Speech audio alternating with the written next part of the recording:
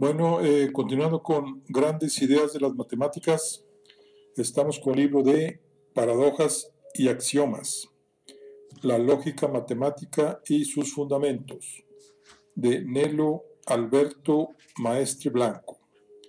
Y vamos a iniciar lo que es el capítulo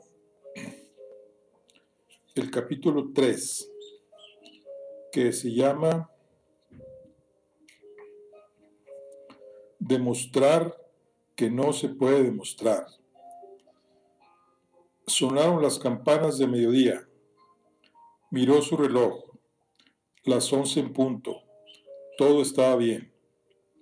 A través de los cristales perfectamente circulares de sus gafas, observaba aquella pequeña pero hermosa catedral que, ahí en lo alto de la colina en la que se encontraba, era visible casi desde cualquier parte de la ciudad.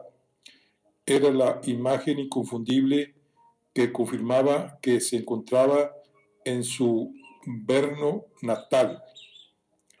La catedral era una auténtica mezcla de estilos. Decían que la parte más antigua se había construido probablemente en el siglo XI. Su madre siempre le hablaba de cómo había cambiado el edificio cuando, poco a poco, antes de que él naciera, se empezaron a construir aquellas enormes torres, rematadas en pináculos que parecían clavarse en el cielo. Los arcos apuntados del ábside eran realmente hermosos. Los arquitectos góticos, gracias al uso de las matemáticas, habían encontrado una nueva forma de iluminar el interior. El conocimiento de la geometría había permitido construir ventanas más grandes que no solo servían para dejar pasar más luz, sino que daban una gran expresión de verticalidad al conjunto. Dovela a dovela, los arcos iban creciendo hasta quedar rematados generalmente por dos piedras claves, en lugar de una única, como ocurría en los arcos románticos. Cada piedra era una pieza fundamental. Las claves no podían hacer nada sin el resto de las dovelas, y sin claves el arco no se podría sostener. Recordaba perfectamente cómo se veía desde el interior la luz teñida de colores. Ese sí que era un gran avance con respecto a las ventanas románticas. De pronto, un ambiente mágico cubría el suelo de aquel lugar. Era como si gracias a las matemáticas se hubiese pasado de un mundo en blanco y negro a un mundo en color. Echaba de menos la ciudad en la que tantas cosas había vivido durante su infancia y adolescencia y que había abandonado para estudiar en la Universidad de Viena, pero era feliz y estaba muy ilusionado. Muy pronto iba a presentar su tesis que además supondría un gran paso para completar el programa de Hilbert y quizá dejar por fin formalizada toda la matemática, aunque aquella idea que había tenido sobre cómo modificar la conocida paradoja de Russell no dejaba de venirle a la mente. Hacía frío, debía ir deprisa a casa de sus padres si no quería ponerse enfermo, así que volvió a caminar.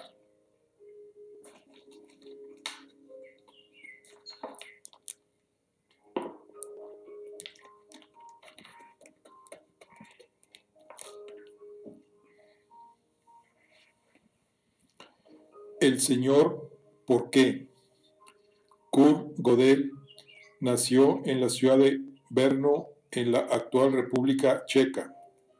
Desde muy joven demostró curiosidad por el conocimiento en general y las ciencias en particular. Por eso en su familia lo llamaban Herr Warum, el señor ¿por qué? De pequeño sufrió unas fiebres reumáticas, de las que se recuperó completamente, aunque le dejaron una secuela permanente, una terrible hipocondría que le hacía creer que tenía el corazón débil y que no gozaba de buena salud.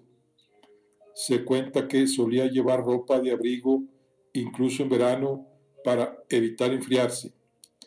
Cuenta la leyenda que se tañen las campanas de la catedral de Brno cada día a las 11 de la mañana para recordar un hecho ocurrido en 1645, cuando durante la Guerra de los 30 años la ciudad estaba sitiada por los suecos.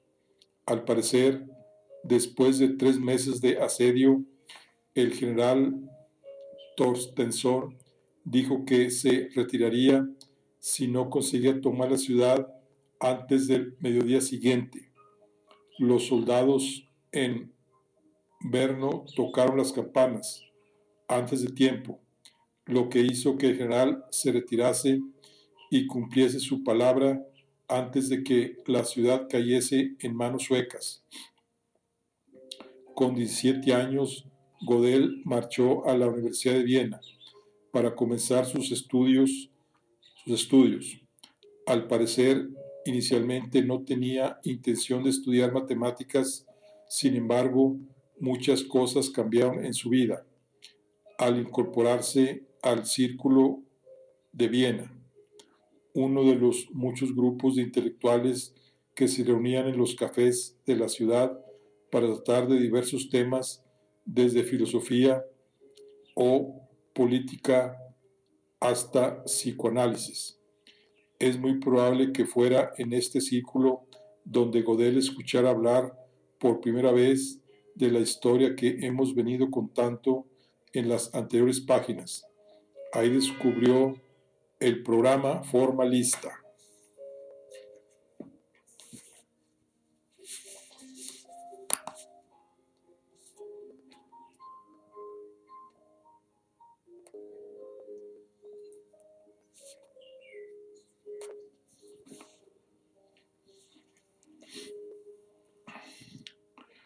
Y los duelos intelectuales en los que estaban inmersos Russell, Hilberts, Brouwer y Poincaré. Ahí posiblemente es donde por primera vez se planteó la necesidad de un nuevo tipo de arco para continuar con el símil arquitectónico más amplio que permitiese iluminar los fundamentos de la matemática con una luz más intensa y repleta de colores. Aquí se ve en la fotografía la Catedral de San Pedro y San Pablo en Brno durante la construcción de sus impresionantes torres en 1904.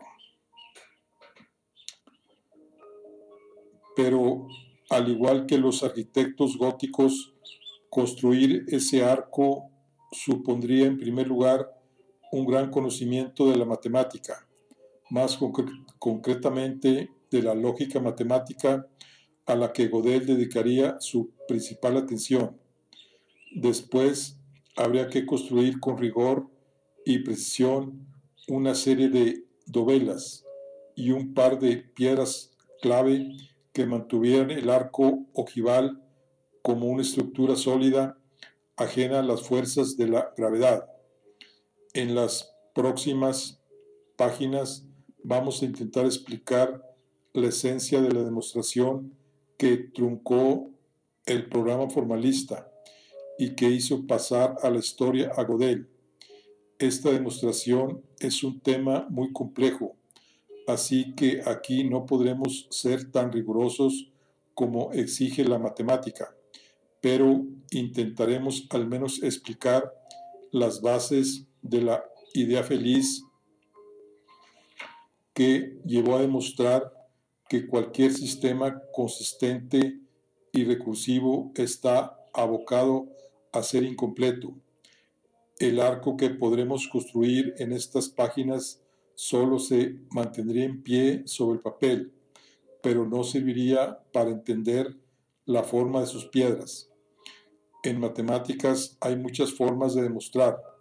Ya hemos visto algún método como el de reducción al absurdo o el de inducción, basado este último en la aplicación del axioma del mismo nombre de la aritmética, pero de todas ellas, las demostraciones más bellas suelen ser las que los matemáticos llamamos de idea feliz, pues se basan en algún argumento muy ingenioso que sirve de cimiento para todo el desarrollo. Estas ideas felices son, de alguna forma, las piedras clave en la construcción del arco ojival que Gödel se proponía erigir. Es importante subrayar que la demostración original era tan rigurosa que ningún matemático, ni siquiera el propio Hilbert, tuvo duda alguna de su exactitud, entre otras cosas porque Gödel, que conocía las tesis formalistas, se aseguró de utilizar en ella solo métodos finitarios. En realidad, el punto de partida de este viaje será muy parecido al del capítulo anterior, pues las paradojas vuelven a surgir. Quizá la más famosa de todas es la que se conoce como la paradoja del mentiroso, y afirma: esta oración es falsa. Una vez más, la autorreferencia genera una situación de bucle infinito, en la que si dice la verdad, implica que miente, mientras que si miente, implica que dice la verdad. Sin embargo, todas las paradojas que hemos visto hasta ahora son semánticas, es decir, la contradicción aparece por el significado de las palabras que contiene. Veamos otro ejemplo que nos invalida el principio de no contradicción. Esta oración tiene 5 palabras. Es una oración perfectamente válida y verdadera. Luego su negación debería ser falsa, pues según el principio anteriormente citado, una cosa y su contraria no pueden ser ciertas a la vez. Sin embargo, si cuentas las palabras de la siguiente oración, verás que también es cierta. Esta oración no tiene 5 palabras, o sea que tiene 6. 1, 2, 3, 4, 5, 6. ¿Qué ha pasado? ¿Cómo puede ser que lo contrario también sea cierto? Si solo atendemos a la semántica, podemos caer en ciertas trampas. Por eso, la estrategia de Gödel sería vaciar todas las palabras y símbolos de significado y estudiarlos de una forma puramente algebraica. De esta manera, una autorreferencia basada en la sintaxis no nos haría caer en problemas. Nos referimos a esta forma de proceder de Gödel como método sintáctico. En el caso anterior, la manera correcta de enunciarlo sería: esta oración tiene 5 palabras. Tiene 5 palabras. Luego, esta oración tiene 5 palabras. No tiene 5 palabras. Ahora sí queda claro que una de las dos afirmaciones es verdadera y la otra es falsa, como podríamos esperar, y no caemos en ninguna contradicción, porque ahora la frase no se autorreferencia buscando el significado de las palabras, sino solo la forma, solo la cadena de símbolos, solo la sintaxis. En realidad, aunque a simple vista no lo parezca, la autorreferencia de este caso no tiene nada que ver con la del caso semántico. Este nuevo enfoque era parecido al paso que dieron los arquitectos góticos. Vamos a construir un arco, pero esencialmente distinto a los arcos que se venían construyendo. Pero Gödel no solo tenía que encontrar una demostración puramente sintáctica y además finitaria, debía sobre todo encontrar una forma en que la demostración se enmarcara en el ámbito de la aritmética, pues era esa la axiomática que necesitaba demostrar como incompleta. Para conseguir todo esto, la propia historia nos dio un resultado paradójico: el teorema de completitud de Gödel, aquel al que se dedicó su tesis y sobre el que versó su intervención en el Congreso de Fundamentos de las Matemáticas de Königsberg en 1930.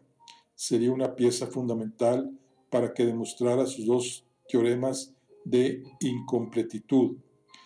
En el teorema de completitud, Gödel argumentó que cualquier demostración dentro de la axiomática de la aritmética es verificable mediante métodos, algoritmos y en una cantidad finita de pasos. Para la demostración, Gödel comenzó justificando que cualquier proceso demostrativo se basa en la aplicación de tan solo 12 reglas lógicas. Estas reglas son genéricas para toda la matemática y no dependen de la axiomática concreta con la que se está trabajando. Entre ellas están el modus ponens y el modus tollens, que ya introdujo Aristóteles, y otras que permiten sustituir valores de números en variables o afirmar que las expresiones x igual a y e y igual a x son equivalentes. Además, utilizó también una serie de definiciones para la aritmética y algunos axiomas, similares a los de Peano, para definirla. Algunos de ellos, pues esta lista no es completa, son: x más 1 es igual a s de x. Utilizaremos en este caso la función sucesor para expresar x más 1.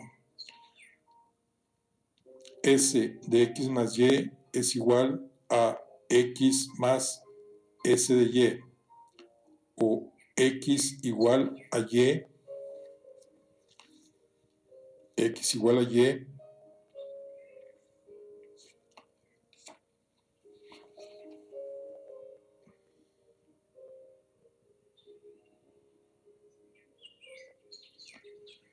que tiende a s función de x igual a s función de y. Ahora, para toda x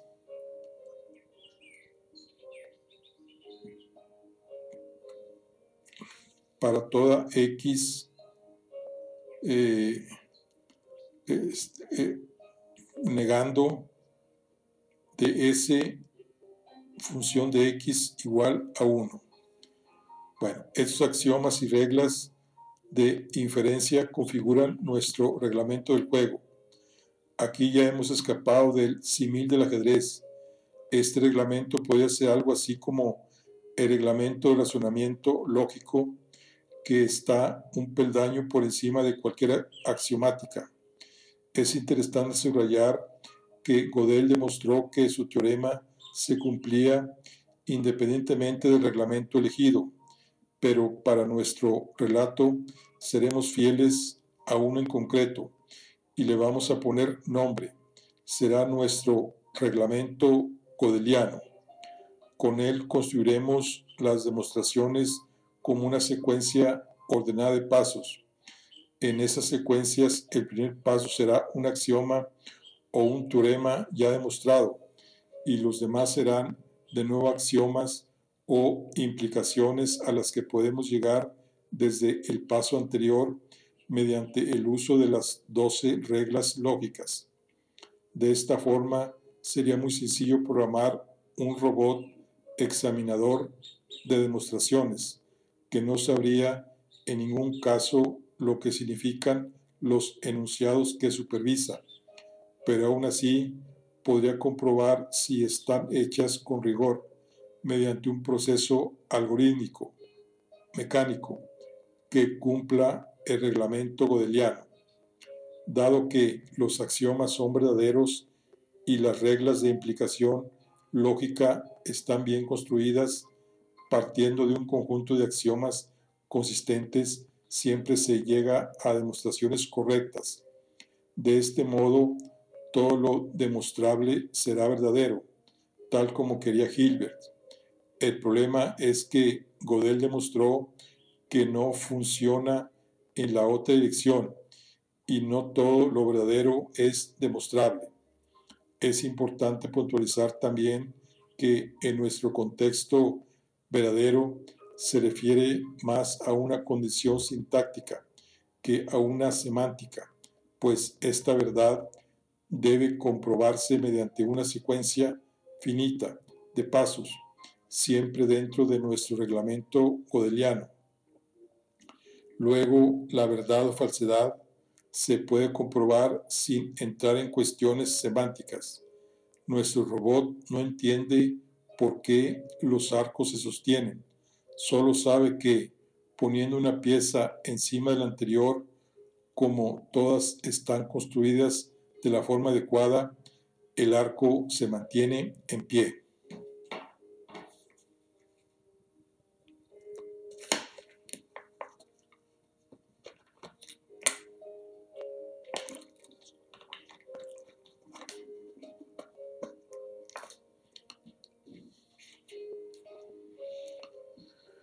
Bueno, antes de continuar, vamos aquí nomás a ver un recuadro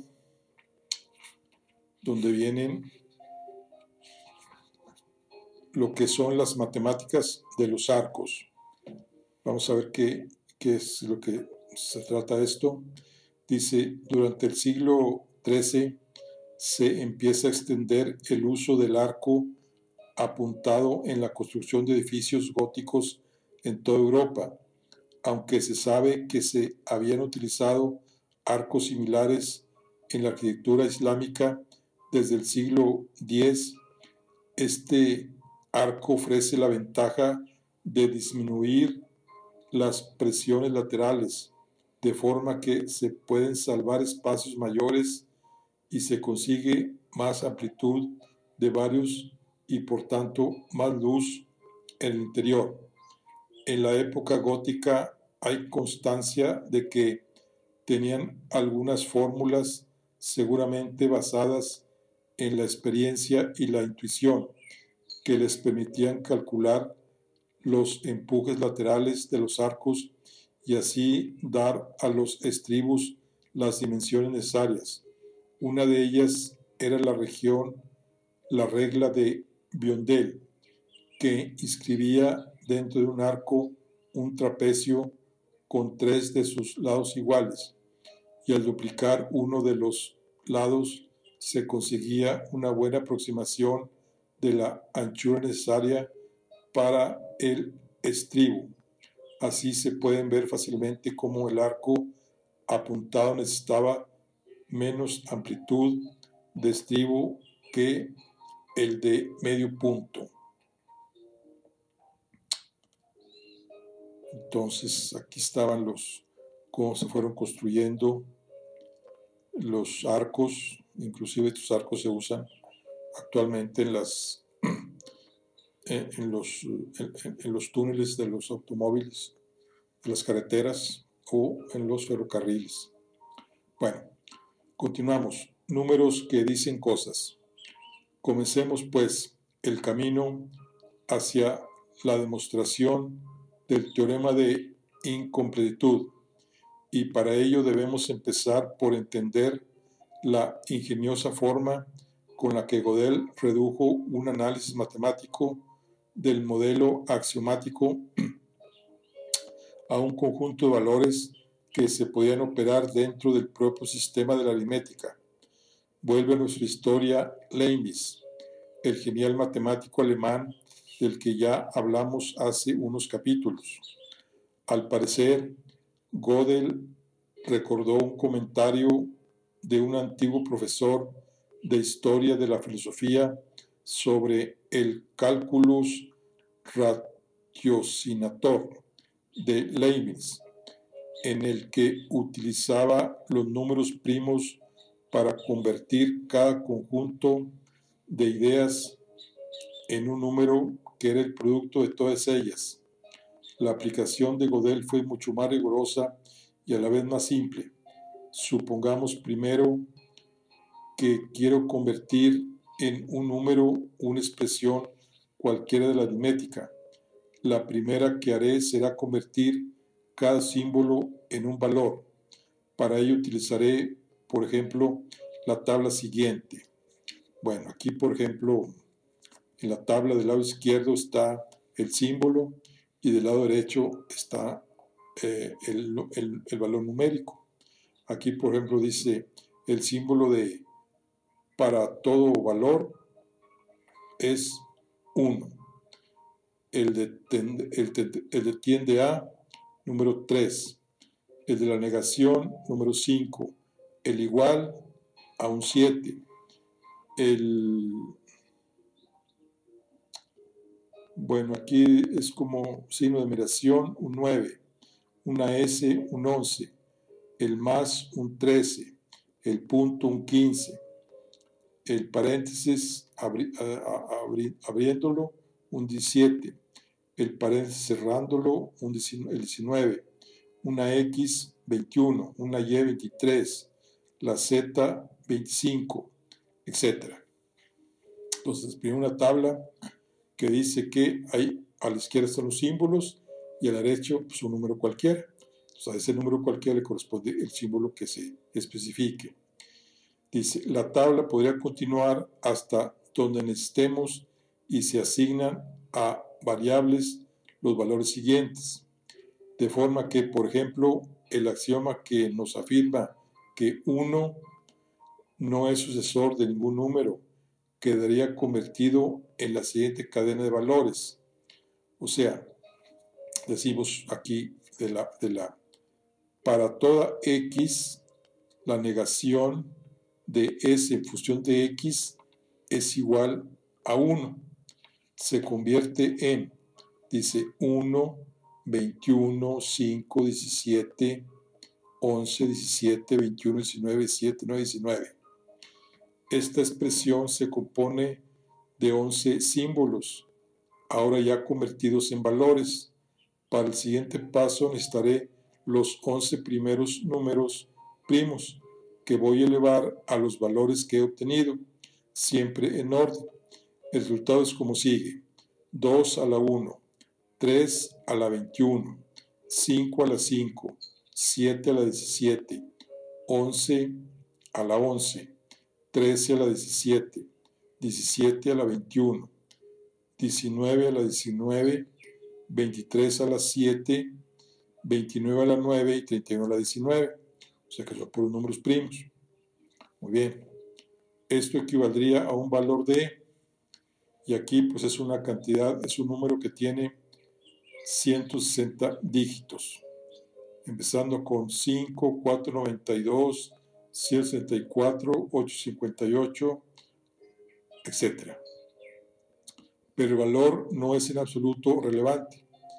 Lo importante aquí es que puedo convertir cualquier expresión de la aritmética en un número, pero más importante aún, que puedo volver a traducir el número en la expresión que tenía, y todo mediante un proceso algorítmico y finitario.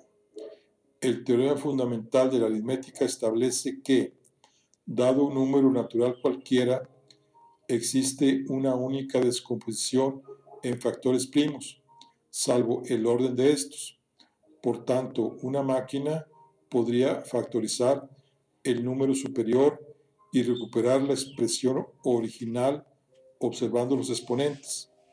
Es importante aquí subrayar que lo realmente valioso de la idea de Gödel es poder convertir cada expresión en un valor diferente y poder volver del valor a la expresión. En realidad es totalmente irrelevante si el método que elegimos para traducir es el anterior, muy similar al que planteó originalmente Gödel, o cualquier otro. Lo único importante es aprender a convertir afirmaciones lógico-aritméticas en números y viceversa, y que expresiones diferentes generen números diferentes. Además, podemos clasificar los enunciados que traduzco en dos grupos distintos. Por un lado, tenemos lo que podríamos denominar afirmaciones, que no tienen ninguna variable y por tanto sus valores de verdad o falsedad son fijos. Por ejemplo, 1 más 1 es igual a S función de 1. Por otro lado, podemos también obtener expresiones que dependan de una o más variables, en cuyo caso sus valores de verdad dependen de los valores que tomen estas variables. A este segundo tipo lo llamaremos fórmula. Un ejemplo de este último grupo puede ser x más 1 es igual a s en función de x o s paréntesis x. Vamos a dar ahora un paso más en nuestro sistema de traducción. No tengo por qué limitarme a codificar como número una única afirmación, sino que puedo repetir el proceso para codificar en un único número una secuencia de pasos. Imaginemos, para simplificar los cálculos, que tenemos una demostración sencilla que solo consta de unas pocas afirmaciones y fórmulas. Cada una de ellas se puede expresar con la simbología de la aritmética en forma de axioma, como el ejemplo anterior, o de implicación lógica sobre un paso previo. En cualquier caso, como todas las expresiones, se pueden escribir con la tabla de símbolos que vimos hace unas páginas. Cada uno de los pasos de esa demostración se puede convertir en un número. Cada uno de ellos sería un número compuesto, seguramente de muchísimas cifras, pero como en realidad esos valores no tienen relevancia para el ejemplo, supongamos que nuestros pasos de demostración nos dejan la cadena 145, 676, 54, 145.676, 54.356, 498.739, 87.483, 41.075, 170.580. O sea que aquí hay, como quien dice, 1, 2, 3, 4, 5, 6 cifras de números. ¿Qué voy a hacer ahora? Pues dado que mi demostración consta de 6 pasos, tomar los primeros 6 números primos y elevar cada uno al valor correspondiente, de forma que esta demostración tendría el valor según que sigue, o sea, 2 elevado a la primera cifra, que es 2 elevado a la 145.676 por 3, el siguiente número primo, elevado a 54.356 por 5 elevado a la siguiente, por 7 elevado a la siguiente, por 11 elevado a la siguiente y por 13 elevado a la siguiente. Dice, una vez más, es irrelevante el valor total de este número, que tendrá una cantidad de cifras que llenaría varias páginas del libro. Lo realmente importante es que puedo codificar una cadena de razonamientos en un solo número. Por tanto, puedo convertir en un número cualquier demostración, además de cualquier afirmación y cualquier fórmula. Conviene en este momento parar un segundo para apuntar que nuestro sistema de traducción es capaz de traducir todo tipo de expresiones, tanto verdaderas como falsas, y lo mismo ocurre con las demostraciones. Esto es, puede traducir demostraciones válidas o demostraciones que no se han hecho con rigor o que han obviado las leyes de implicación lógica. Tenemos también incluso que enunciados equivalentes como 1 más 1 es igual a S entre paréntesis 1 o S paréntesis 1 es igual a 1 más 1, arrojará números diferentes. O sea, viéndolo así, sería 1 más 1 es igual a S en función de 1 o S en función de 1 es igual a 1 más 1. Pero todos estos matices en realidad no son relevantes para nuestra investigación, al igual que no lo es el valor exacto de las traducciones. Lo único importante es que a cada expresión y a cada demostración le corresponde un único número natural. Es difícil confirmar cuál de las dovelas que Gödel esculpió a golpe de pluma sería una de las piedras claves para construir su arco, pero seguramente esta traducción del lenguaje lógico a número natural fue una de ellas. Este ingenioso mecanismo le permitió justificar sin ningún tipo de grieta en la lógica que los siguientes pasos se producirían dentro de los límites de los axiomas de la aritmética, que fue una de las cuestiones imprescindibles para convencer a Hilbert de la precisión de su demostración.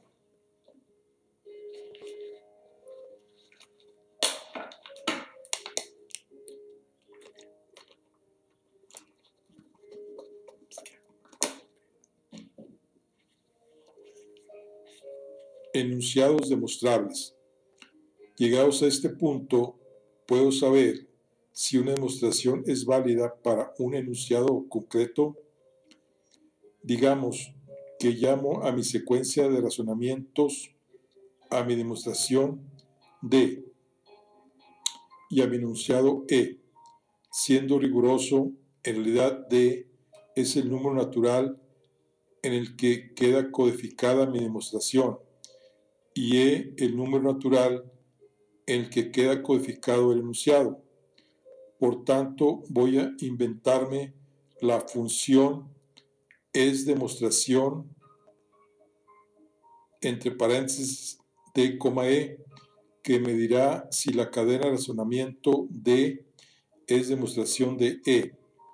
Este proceso consta de dos partes. Primero, se ha de comprobar si la secuencia de razonamientos de la demostración cumple con los axiomas elegidos y con las reglas de inferencia lógica aceptadas, y por otro lado, confirmar que el último enunciado de la demostración es E. La segunda parte es muy sencilla.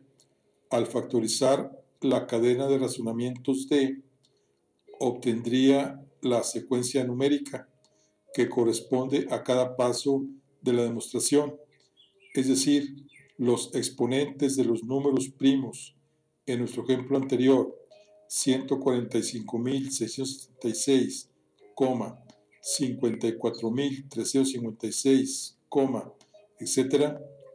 Para que D sea demostración de E, la primera cosa que se debe cumplir es que el último paso de D, en este caso el que se codifica por 170.580, sea el propio teorema E, que debería haberse traducido, por tanto, a 170.580. Queda una segunda parte, un poco más ardua, que es demostrar que la secuencia de números D cumple las normas de lo que es una demostración válida. El primer paso debe ser un axioma, lo cual es fácil de comprobar porque la lista de axiomas es pequeña y cada paso posterior se hace aplicando las implicaciones lógicas permitidas. Una de las grandes etapas del trabajo de Gödel fue demostrar que esta comprobación, la de que la demostración codificada D cumple con nuestro reglamento gödeliano, axiomas y reglas de inferencias lógicas, es un proceso que se puede reducir a la aritmética y hacerse de forma algorítmica y finita. En esta parte es imprescindible aplicar el teorema de completitud que garantiza que nuestro sistema es recursivo, es decir, que podemos hacer estas comprobaciones en una cantidad finita de pasos. En este punto del desarrollo, el siguiente paso es aún más complicado, aunque no podremos analizarlo con rigor, dado que puedo saber si D demuestra E aplicando la función es demostración entre paréntesis D, E, podría probar con distintas demostraciones D1, D2, D3, etc. Todo ello sin contravenir el reglamento godeliano y por tanto podría buscar si existe alguna demostración para un E en concreto. De esta forma puedo definir una función. Es demostrable E que me contestaría si un enunciado E que introduzca en la función es demostrable, es decir, si existe algún D que es la demostración de E.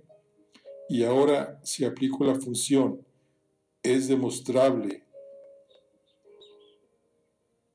entre paréntesis E a los enunciados de E1, E2, E3, etc., podría determinar con total rigor que enunciados son demostrables y como todos ellos están codificados en números naturales, tengo perfectamente definido un conjunto de números naturales que son los enunciados demostrables, siempre dentro del marco de mi reglamento godeliano. Como ya hemos dicho varias veces, la idea subyacente es esta, aunque para poder desarrollarla con rigor, Gödel tuvo que realizar un trabajo enormemente complejo, que seguramente muy pocas personas en la historia habrían sido capaces de hacer. Lo importante para que lo comprendamos en estas líneas es saber que Gödel era capaz de ofrecer una regla extremadamente elaborada y barroca que nos decía con precisión qué números correspondían a enunciados demostrables y cuáles no. Para nuestro acercamiento, podremos poner como ejemplo cualquier regla aritmética que nos separase los números naturales en dos grupos, los que son códigos de enunciados demostrables y los que no. Para el ejemplo, podrían ser los demostrables son los múltiplos de 2 o los demostrables son los números primos. Es importante ver que cualquiera de las propiedades que hemos utilizado como ejemplo se pueden comprobar en un número finito de pasos. Debe ser así porque nuestro conjunto de códigos demostrables tiene que estar definido de forma finitaria. Supongamos, para manejar una expresión fácil, que los demostrables son los múltiplos de 5 y por tanto los no demostrables son los que no son múltiplos de 5. Incidimos una vez más en que esto es un ejemplo. De hecho, en la codificación que utilizamos en las páginas anteriores, cualquier enunciado con más de 3 símbolos es múltiplo de 5. Aquí hemos utilizado la propiedad ser múltiplo de 5 porque es fácil de comprobar, finitaria, y habría códigos demostrables y códigos que no lo son. Entonces, si nuestro sistema es consistente, recordemos que hemos partido de ahí y cumple el reglamento godeliano, tendremos que 1 más 1 es igual a S en función de U. Se codificaría, por ejemplo, en 12.345. Es múltiplo de 5. Luego es demostrable, lo que hace la afirmación verdadera, según el reglamento godeliano. 1 más 1 es igual a 1. se debería codificar, por ejemplo, en algo como 1, 2, 3, 4, 5, 6. Este enunciado es falso. Se podría comprobar fácilmente con los axiomas. Luego debería ser no demostrable. Su código 123.456 no es múltiplo de 5. Por tanto, es un enunciado no demostrable, como cabía esperar. Aquí volvemos al reglamento godeliano, porque no podemos evaluar 1 más 1 igual a 1 con su significado habitual. Es decir, no podemos fijarnos en la semántica, solo en la sintáctica. Pero las reglas que me permiten combinar los símbolos, nuestro reglamento godeliano, no permitiría generar el enunciado de que 1 más 1 es igual a 1. Luego sería falso sintácticamente. En este caso se comprobaría de forma muy sencilla su falsedad, pues afirma que 1 más 1, que se podría sustituir por s en función de 1, que es igual a 1, pero mi cuarto axioma dice que 1 no es sucesor de ningún número, es una contradicción y por tanto falso, no por su significado semántico, sino por su construcción sintáctica, que contradice el reglamento godeliano. Entonces, tenemos que la expresión 123.456 no es múltiplo de 5, y la expresión el enunciado 1 más 1 igual a 1 no es demostrable. Son dos formas distintas de decir lo mismo. Dovela a dovela, el arco godeliano se va alzando ante nuestros ojos, pero como ves, es muy importante que cada pieza se disponga con la inclinación correcta y cada paso sea riguroso, si no queremos que la construcción se nos desmorone.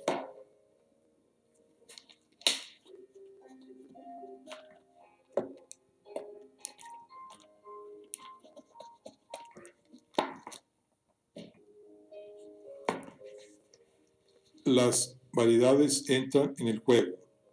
Si recuerdas, cuando describimos la forma en la que Gödel traduce a números, dijimos que podría traducirse afirmaciones como 1 más 1 es igual a s en función de 1, pero también fórmulas como por ejemplo x más 1 es igual a s en función de x.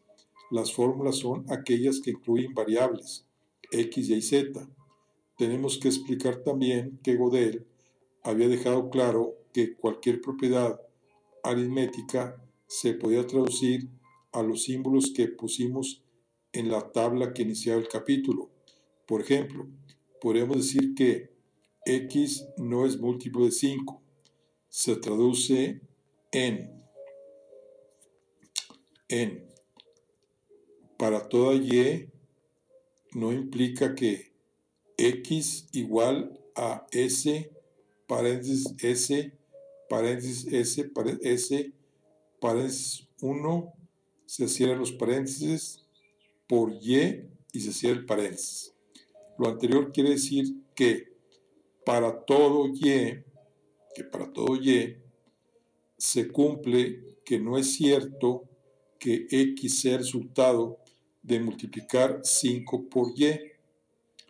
Bueno, en realidad no pone 5, pone el sucesor del sucesor del sucesor de 1, pero así se entiende mejor. Como habrás comprobado, escribir en el lenguaje simbólico es un desperdicio de caracteres, así que asumiremos que me crees cuando te diga que x no es múltiplo de 79 o x es divisible entre 11. Se puede escribir en lenguaje simbólico sin necesidad de copiar y pegar 79 veces del sucesor. Lo importante es que x no es múltiplo de 5, se puede traducir a símbolos y por tanto a un código que será un número natural muy largo, pero que diremos que es, por ejemplo, 123 millones, 123, 456, 789. Desde hace un rato, los números han pasado a tener dos funciones. La de los números de siempre, que designan cantidades, y también la de códigos de enunciados. Dentro de este marco, Gödel tiene otra feliz idea, y ya lleva unas cuantas, la de inventar la función diagonal, a la que llamaremos d entre paréntesis x. En mi opinión, esta es quizá la otra piedra de clave que sustenta nuestro arco ojival. Esta función diagonal desempeña un papel muy curioso. Primero le damos un número que siempre debe corresponder a una fórmula y no a una afirmación, a una fórmula que además solo depende de una variable, digamos x. Una vez dado ese número, la función d de x o la función diagonal de x busca la fórmula cuyo código es este número y la escribe. Por último, sustituye el valor del mismo número en la variable que nos ha aparecido al descodificar la fórmula. Como volvemos a los trabalenguas y a lo farragoso del lenguaje, un tema constante de este libro, veámoslo a través de un ejemplo.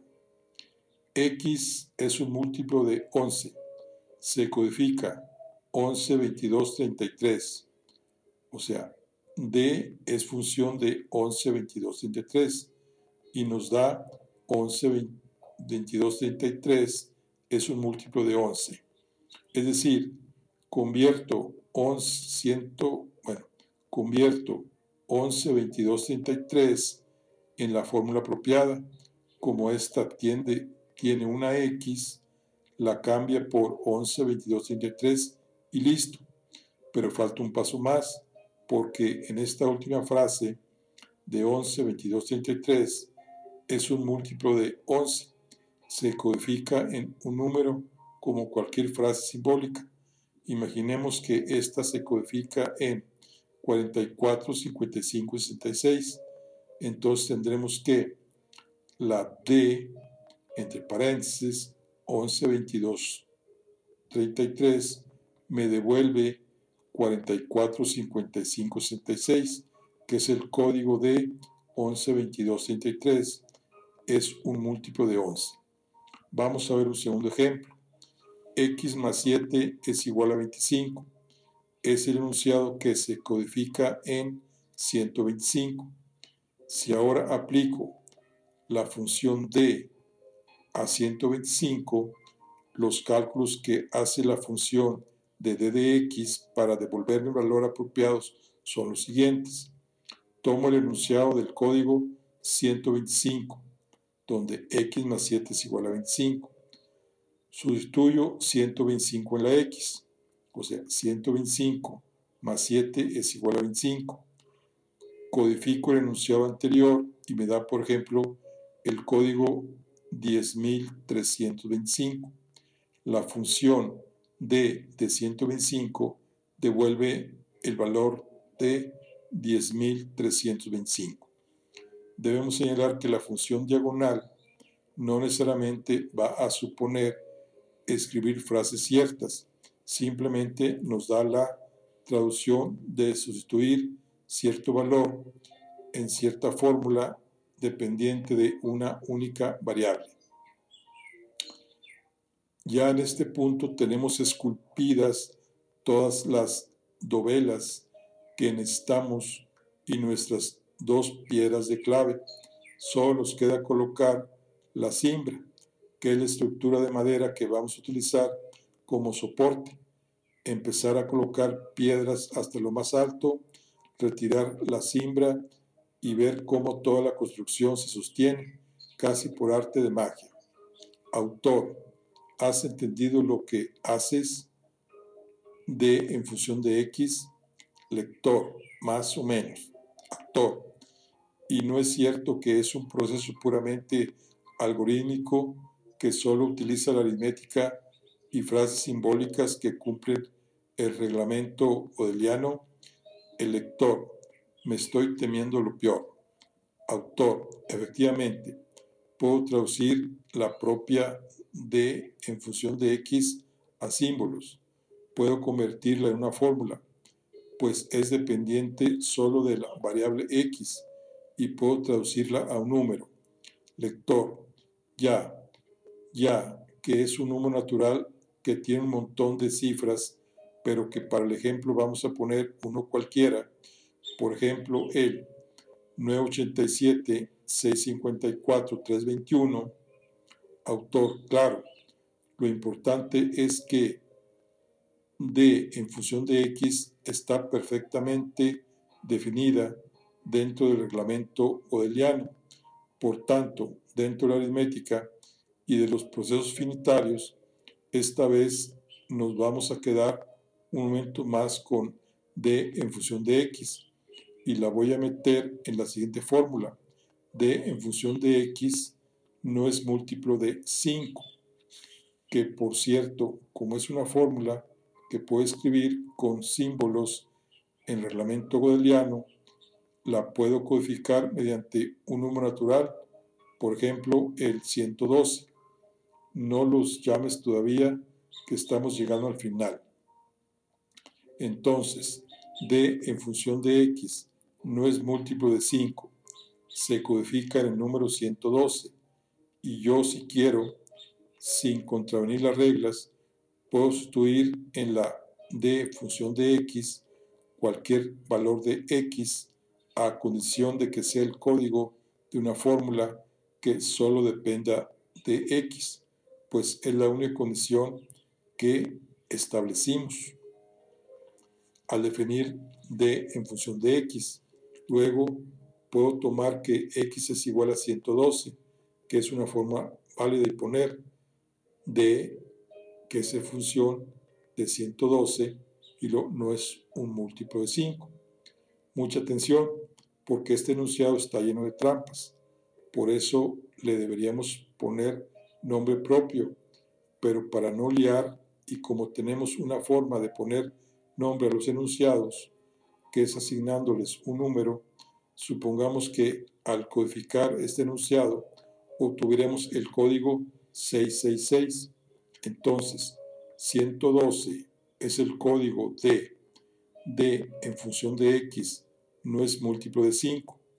666 es el código de D en función de 112, que no es múltiplo de 5. Vamos a ver cuánto vale la función D de 112, es decir, cuál es su traducción numérica en el reglamento godeliano, para sustituirlo en el último enunciado. Primero descodificado el 112, del que obtengo una fórmula que depende de X, y sustituyo esa X por el valor de 112. Como la fórmula de código 112 es D en función de X, no es múltiplo de 5. Si pongo un 112 en la X, me queda el enunciado 666, es decir, sustituyo la función D de 112 por 666, y entonces lo que aparecerá escrito es 666 no es múltiplo de 5, y como 666 es el código de 666, no es múltiplo de 5, de alguna forma lo que pone es 666 no es múltiplo de 5, no es múltiplo de 5. Pero si te acuerdas, dijimos que la propiedad no ser múltiplo de 5 es la que nos definía los números que eran códigos de enunciados no demostrables. Luego, este enunciado afirma: el enunciado 666, que soy yo mismo, no es demostrable. Lector: bueno, vale, pues es un enunciado no demostrable. Menuda sorpresa.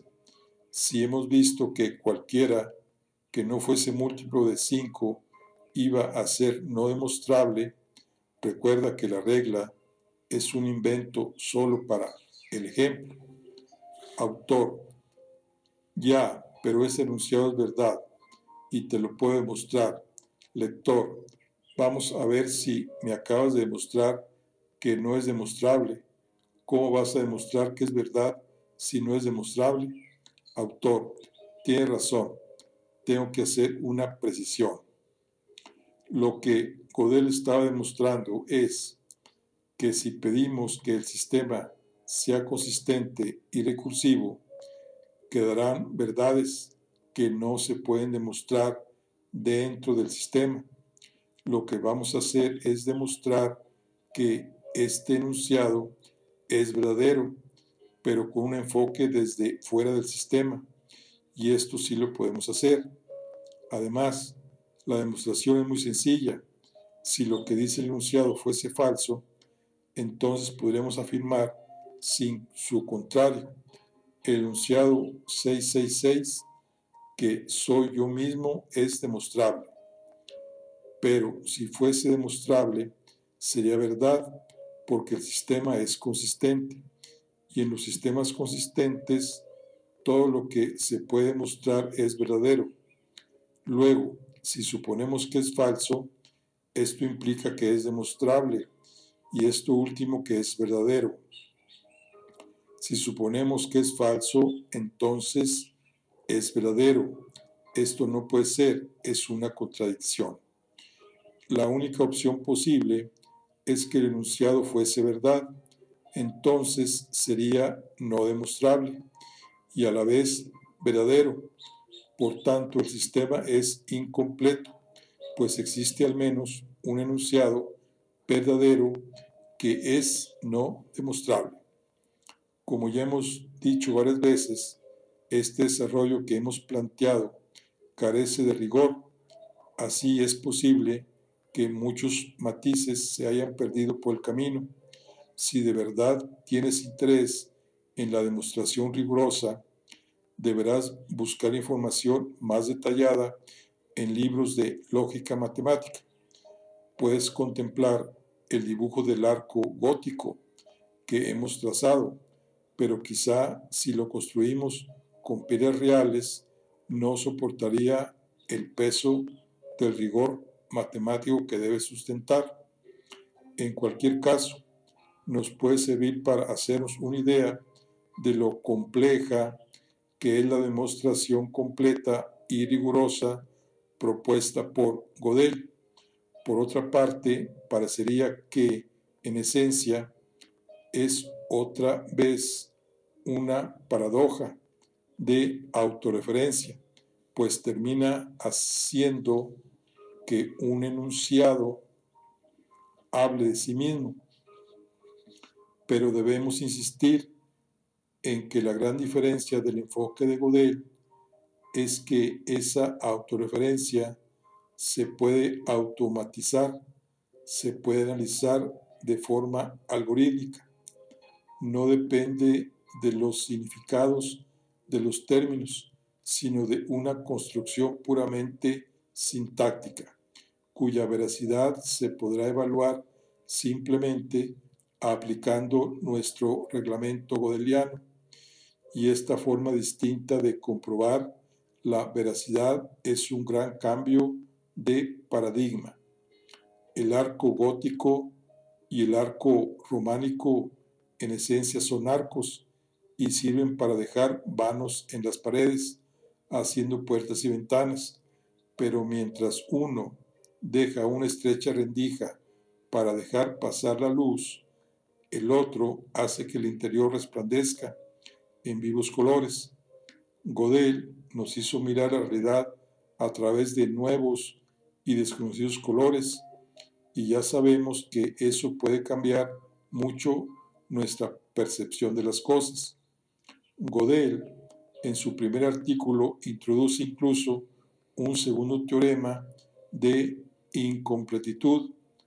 Una vez demostrado el primer teorema, podemos pensar que la forma de solucionar el problema es por adición de axiomas, hasta que nuestro nuevo reglamento gödeliano 2 tenga suficiente como para poder demostrar cualquier enunciado finitario y verdadero, pues Gödel nos arranca esta esperanza, diciendo que si esto pudiese ocurrir, el enunciado no demostrable sería aquel que dice: el sistema en el que estamos es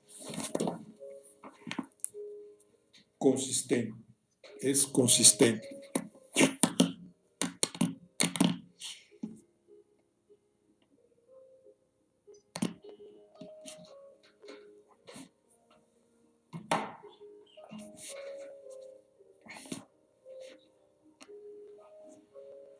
Por cierto, no se puede olvidar que Hilbert participó en la redacción rigurosa de la demostración de este segundo teorema, del que no ofreceremos más detalles.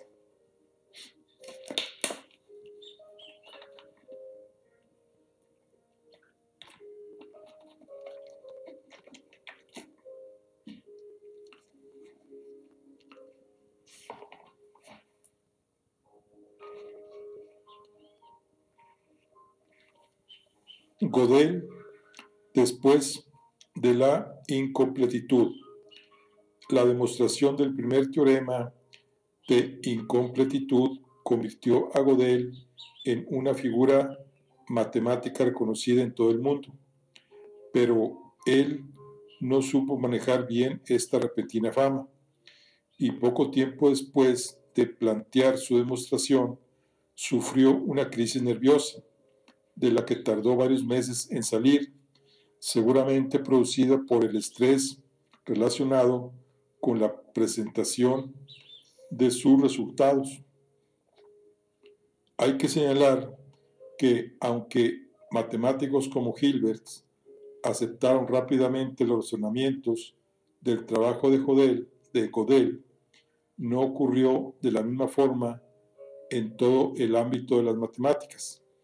Algunos autores, como Ernesto Zermelo, 1871-1953, pensaban que la demostración de Gödel solo era una manera más de la paradoja del mentiroso. Resulta curioso que Zermelo, que había tenido que luchar incansablemente para convencer a muchos matemáticos de la validez de su axioma de elección, fuese ahora un fuerte opositor al enfoque de Gödel. Nunca es fácil aceptar nuevos paradigmas. Tampoco todos los maestros constructores de la Edad Media se atrevieron a abandonar el arco de medio punto para construir arcos apuntados. Sin embargo, con el paso de los años, la obra de Gödel se consideró uno de los mayores avances de la lógica matemática desde los tiempos de Aristóteles.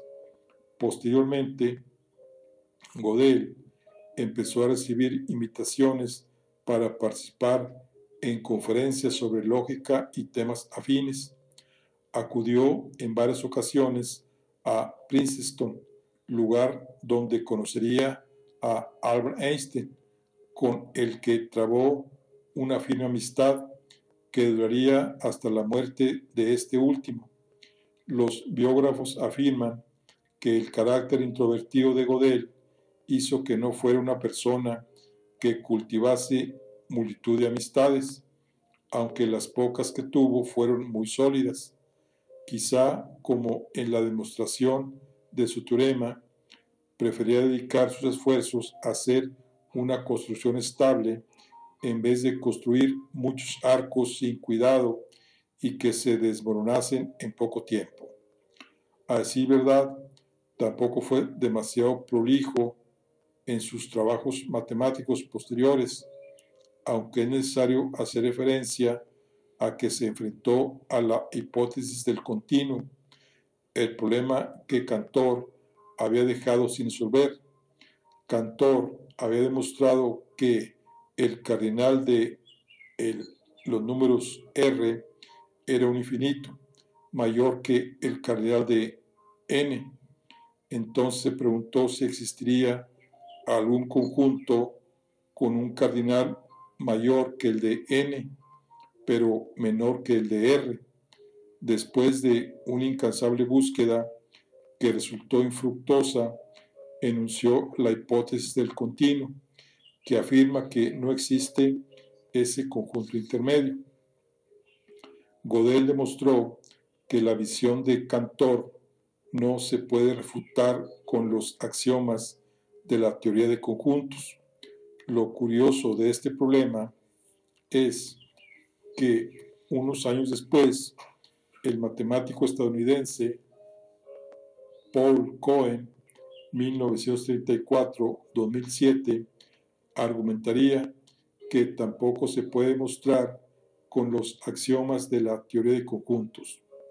De esta forma, la hipótesis del continuo es un ejemplo perfecto para ilustrar que la teoría de conjuntos es un sistema incompleto, tal como había pronosticado el primer teorema de incompletitud. Por tanto, es tan válida una teoría de conjuntos a la que le añadamos el axioma de que existe un conjunto cuyo cardinal está entre el cardinal de n y el cardinal de r, como otra axiomática en la que añadamos el axioma que niega la existencia de dicho conjunto. Como ya dijimos, Gödel nos obliga a mirar a través de cristales de colores que nos pueden hacer ver imágenes muy desconcertantes. Mientras tanto, la figura de Adolfo Hitler iba cosechando cada vez más poder en Europa, lo que provocaría que en 1938 Austria se adhiriera voluntariamente al Estado alemán. Después de esto, el gobierno alemán reestructuró la universidad y dejó a Gödel sin trabajo. A pesar de que Gödel no era judío, su condición de intelectual independiente no agradaba a los nazis, que terminaron por incluirlo en una lista negra. Esto provocó que Gödel culminara el plan que había ido preparando en sus anteriores visitas a Princeton.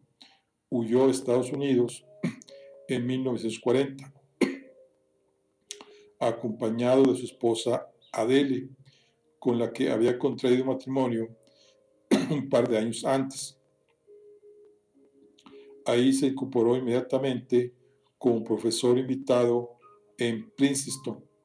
No obstante, el viaje no debió de ser fácil, pues debido al avance de la guerra tuvieron que llegar a Estados Unidos a través de Rusia y Japón, atravesando posteriormente el Océano Pacífico.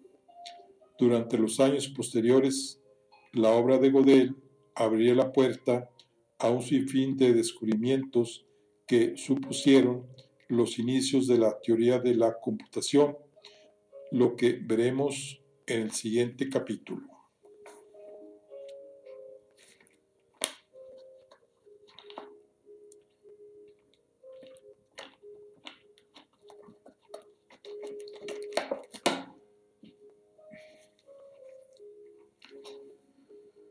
Cuando los colores empañan la realidad, ¿has probado alguna vez mirar a tu alrededor a través de un cristal rojo, azul o verde? Si tienes, por ejemplo, una regla de plástico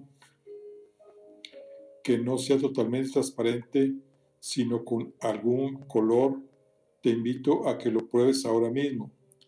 Descubrirás cómo la realidad depende realmente del color de cristal con que se mira. Quizá esta capacidad de Gödel, el hecho de ser capaz de ver la realidad a través de cristales diferentes a los del resto de los humanos, fue su propio talón de Aquiles.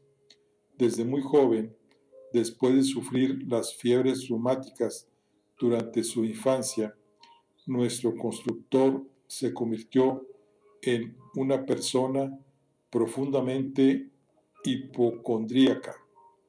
Esta actitud se vio aún más reforzada después de todos los sucesos traumáticos que debió vivir cuando huyó de Austria para alejarse del ejército nazi y sus presiones. La estabilidad emocional de Godel, del mismo modo que los arcos góticos se apoyaban en muy pocas piedras clave que hacían que su día a día se mantuviera en pie. Durante muchos años, una de esas piedras fue Albert Einstein, con el que Godel desarrolló una profunda amistad, labrada día a día en sus paseos matutinos de sus casas a Princeton, a los de vuelta cuando terminaban su jornada laboral.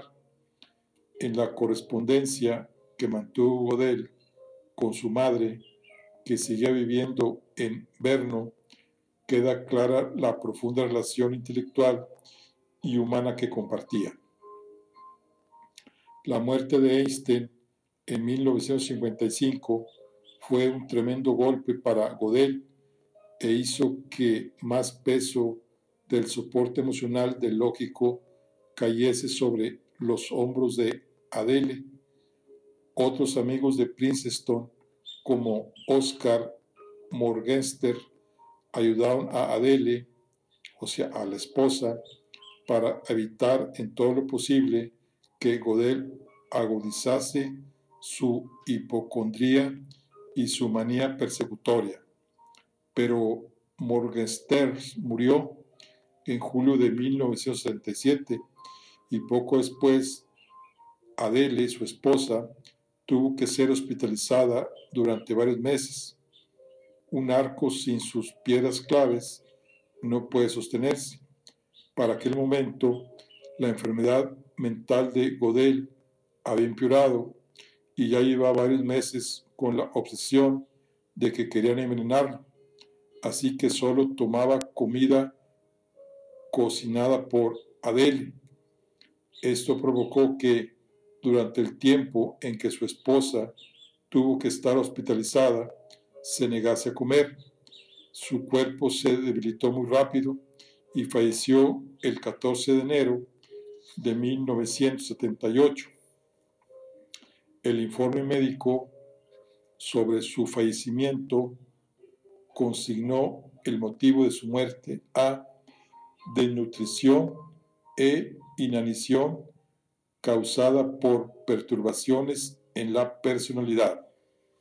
El arco que había llenado de una luz nueva la catedral de las matemáticas se había derrumbado. Sin embargo, su luz ya había impregnado la forma de mirar del resto de la comunidad matemática. Por eso, nuestra historia debe continuar aún durante unas páginas más.